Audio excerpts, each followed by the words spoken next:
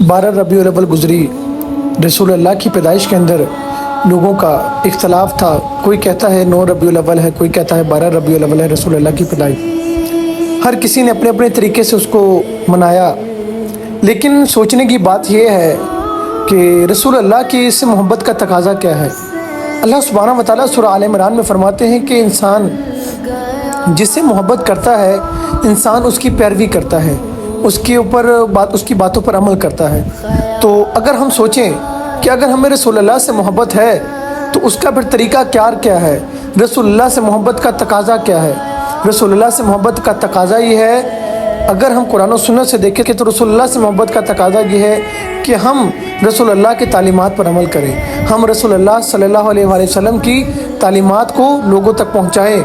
हम ठीक है, हम खुशियाँ मनाएँ, महफिल करवाएं, लेकिन उससे सबसे बड़ी बात यह, सबसे ज़रूरी ये है कि जो रसूलुल्लाह सल्लल्लाहु अलैहि वसल्लम ने तालीमात दी हम उस पर अमल करें।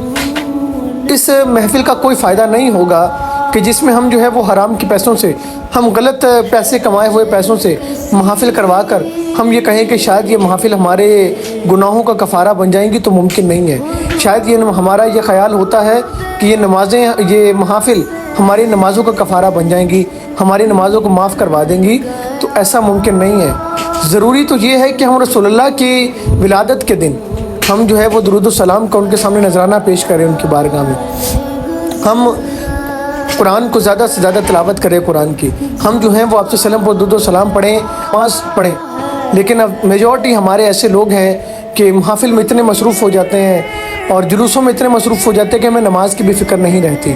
अगर मैं आज पूछूं कि कितने ही लोग जो जुलूसों पर गए और कितनों ने जो है ना वो नमाज जो है ना वो पंजगाना अदा की बाजमात, तो बहुत से कम लोग होंगे।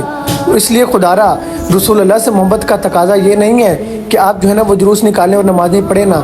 रसूलुल्लाह से मोहब्बत का तकाज़ा ये है कि जब इमाम हय्या अला सलाह की सदा दे तो हम जो है ना वो मस्जिद की तरफ निकल जाएं, हम नमाज की तैयारी के लिए निकल जाएं।